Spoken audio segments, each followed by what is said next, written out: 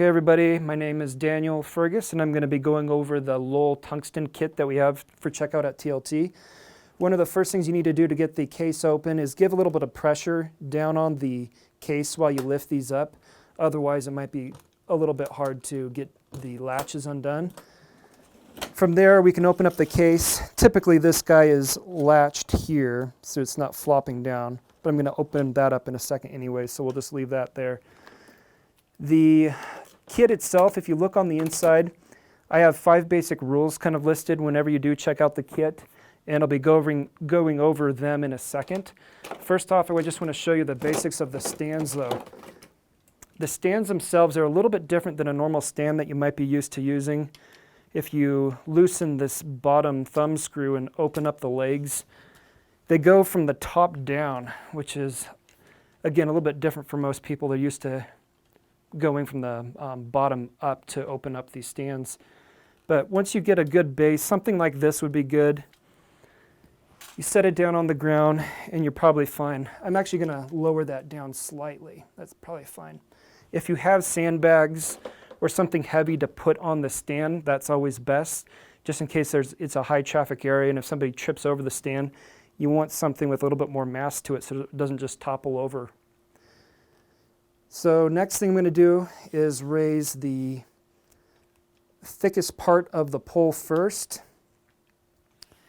and then the second, third, and then finally I'm just going to give it a little bit of room on that top extension just so that I have room to play with the light when I attach it to the pole. So when you do attach the stand, you're going to you're going to make sure that the thumb screw is open so that you can put the receiving end of the light into the pole being the light stand, and then tighten down.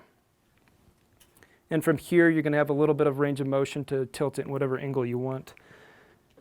Next, we're going to put the cable into the light.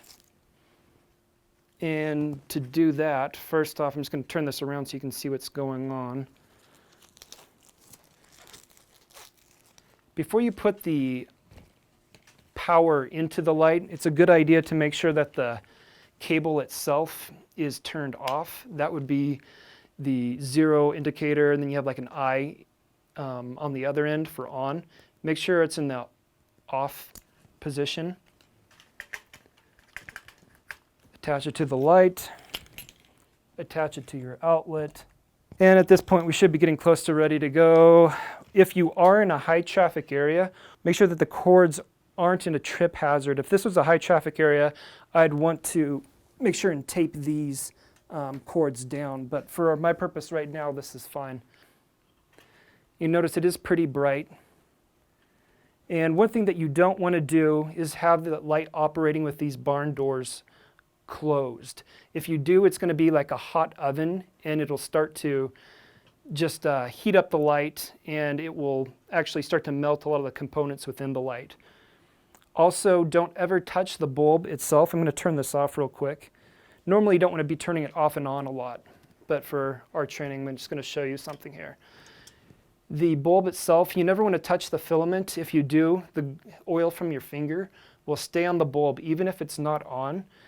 So if you do turn it on after you've touched the bulb, the oil will still be there. It'll heat up the bulb unevenly, could potentially blow the bulb, and it's just not something that you want to do on any of these bulbs. If your bulb does blow out, we do have replacements. The replacements are good for the total lights, which is the long light, and then also the Omni Lights. We have a replacement for them as well. If you do need to move the light around, try to do so with the light off. Get it positioned where you want and then turn the light on.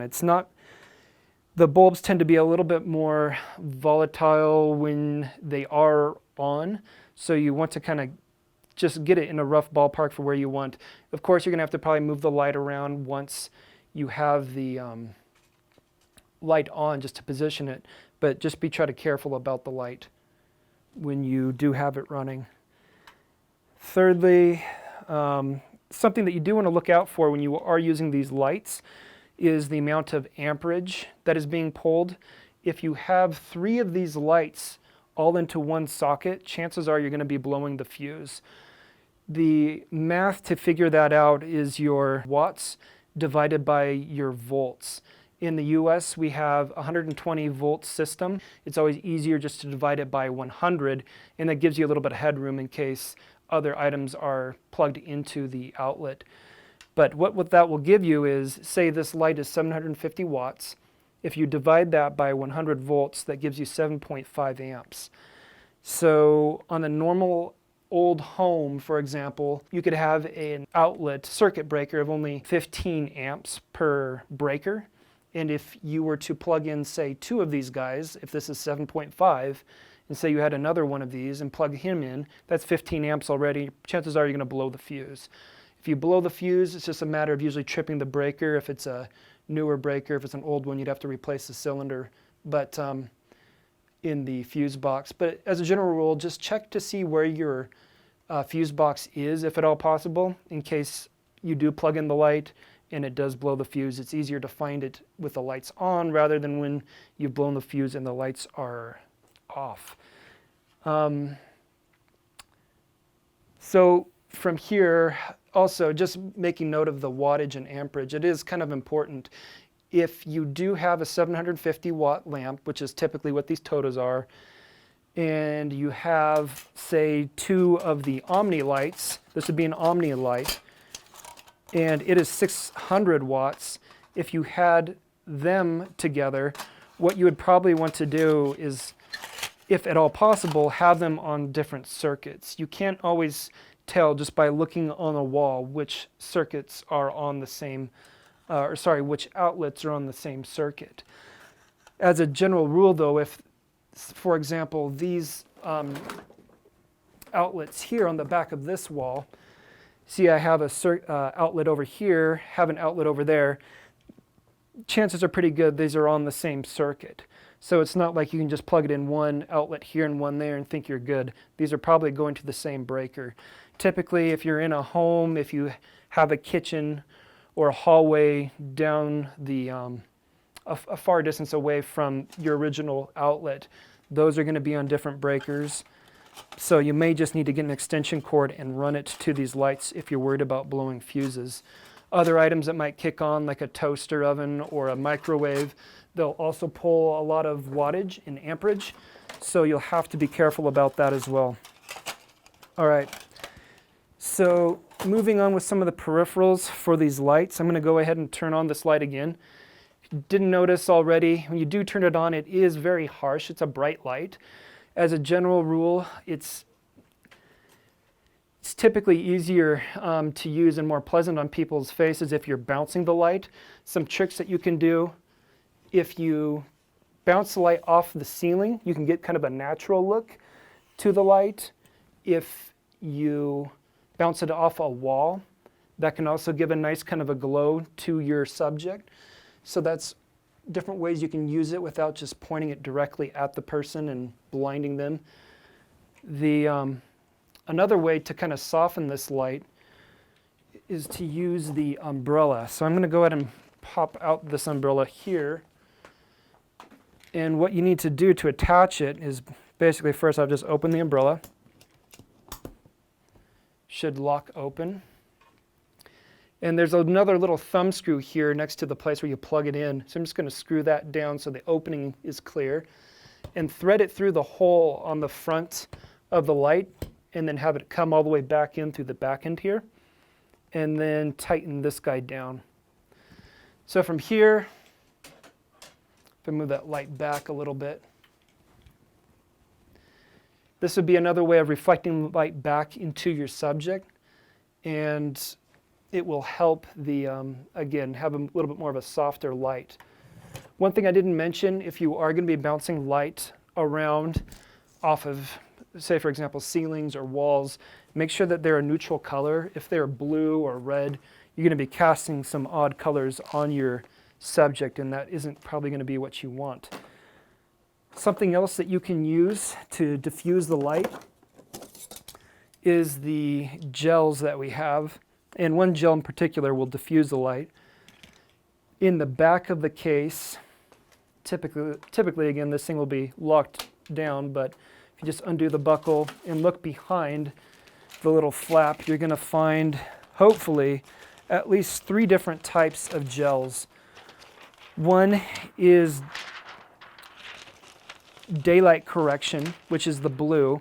So if you were to ever go outside and then shoot with the sun as your main lighting source and you want some fill light, you can use this by attaching this to the front of the light, and then this will mix well with the sun in terms of the color temperature.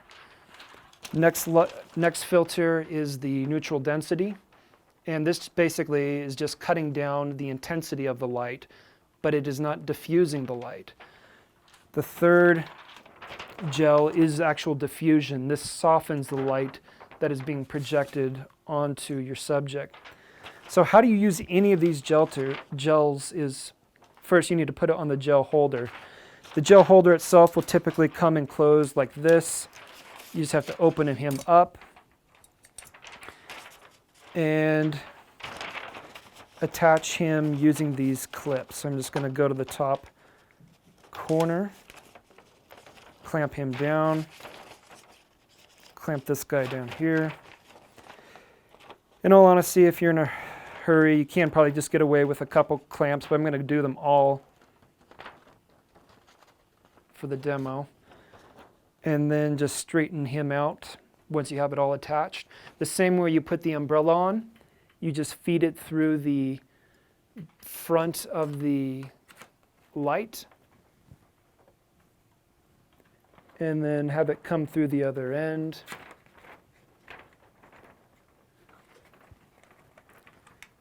Make sure it's all the way down. There we go.